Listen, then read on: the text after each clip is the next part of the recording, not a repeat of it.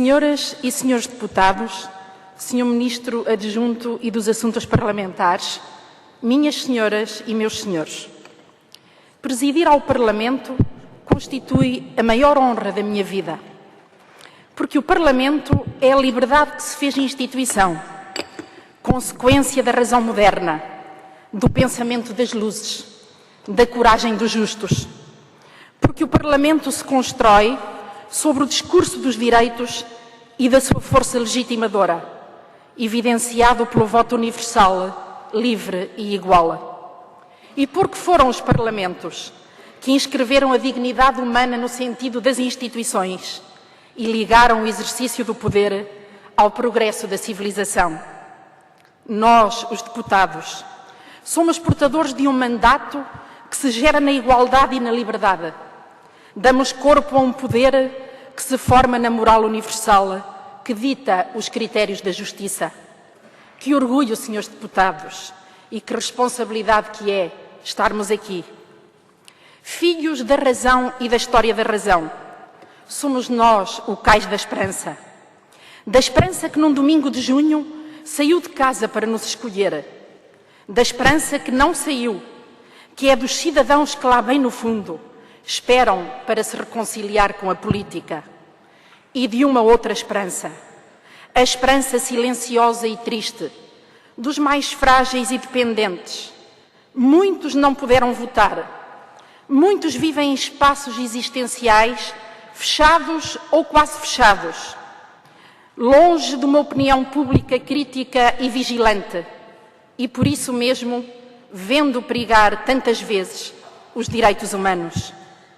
A esperança que nos convoca, senhores deputados, 230 eleitos, que orgulho e que responsabilidade é a nossa. Ou decidimos melhorar o mundo, ou teremos de perguntar como se dorme o nosso sono. Fomos chamados à função sagrada da representação política que nos dá o poder da legislação e do escrutínio. Fomos chamados por um povo que tem na própria história a marca da universalidade e que anda à procura de repercutir no futuro a sua odisseia. Não estamos sós aqui. São tantos os projetos, as expectativas, as inquietações que connosco se sentam e que exigem de nós que cultivemos com os domínios da vida das pessoas concretas formas de comunicação contínua, muito para além do tempo das eleições e do espaço dos partidos. Verdadeiramente, o que se nos exige é a reinvenção da democracia sobre o eterno a priori da humanidade do homem. Somos hoje um Parlamento no horizonte da Europa e do mundo, às portas de uma época universal, já antecipada em diferentes modos pelo pensamento de Tocqueville, Kant, Goethe, Humboldt, Marx ou Simmel. O cosmopolitismo e a globalização empurram-nos para a moralidade de uma consciência do mundo e, ao mesmo tempo, revolvem os velhos paradigmas da política. Formas alargadas de união de Estados como a União Europeia emergem, com o esbatimento das fronteiras, a agonia da diferença entre cidadão e estrangeiro, o trabalho político em rede, os poderes soberanos a esbater-se para serem participantes no projeto moral de uma ação partilhada. Mesmo contra os velhos do Restelo, o mundo caminha para a frente e a política é cada vez mais global e antropocêntrica. O sentido da função parlamentar ganha novas dimensões neste ambiente político e social.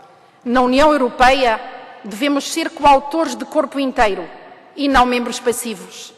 Devemos lutar pela coerência da União, para que tenha um centro, pois que só com um centro pode ser ator na ordem mundial. E para que se descentralize, pois só descentralizando pode ser democracia.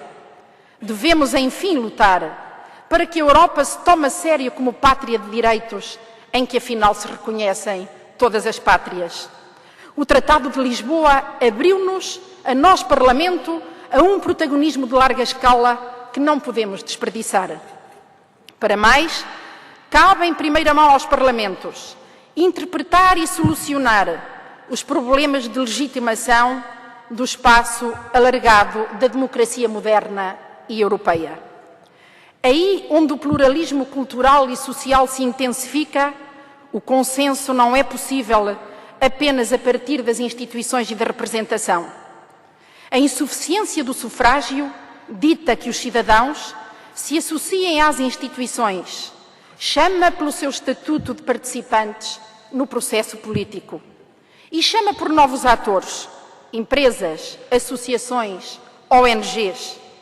A ideia de política virtuosa, inaugurada na Grécia Antiga, candidata-se também às soluções da nova modernidade. Chegou o tempo da perda do monopólio político do Estado. O Parlamento, que é, como disse Mirabeau, o mapa do povo, deverá legislar, fiscalizar, representar, mas também, pela mão de cada um dos seus deputados, fazer a sociedade ela mesma gerar o político. Vivemos um tempo de efemeridade, em que à partida nada está garantido, para lembrar recentes palavras do meu amigo Eduardo Lourenço. Mas é um tempo fascinante, que nos faz reconhecer numa humanidade transversal, que chama pela virtude da política, que alarga a nossa cidade para o mundo, o tempo de uma proximidade dinâmica, porque hoje tudo interage e se aproxima. Porventura, nunca o sentido do outro esteve tão presente nas formas de vida dos indivíduos e dos grupos. O mundo vive uma revolução tecnológica, demográfica, política, que traz consigo, verdadeiramente, os germes de uma revolução moral. Os problemas globais, paradoxo das coisas, mostram que o interesse egoísta de cada um apenas se resolve na partilha, no exercício da vontade moral de uma justiça para todos. Que orgulho que é o nosso, senhores deputados e senhoras deputadas, o de sermos protagonistas ativos deste tempo. Dedico este meu momento de alegria a todas as mulheres. Às mulheres políticas que trazem para o espaço público o valor da entrega e a matriz do amor. Mas, sobretudo, às mulheres anónimas e oprimidas. Farei de cada dia um esforço para a redenção histórica da sua circunstância. A função em que sou investida é, por natureza, não partidária e assumi-la-ei em cada ato como tal. Mas quero agradecer ao PSD, em cujas fileiras percorri os caminhos da política e onde tive espaço para ligar a minha lealdade à minha liberdade, a honra de me haver indicado. Muito obrigada. E dou um abraço a todos os deputados, no prazer de a muitos reencontrar. Um abraço especial aos meus amigos de todas as bancadas. Amanhã, vamos ao trabalho.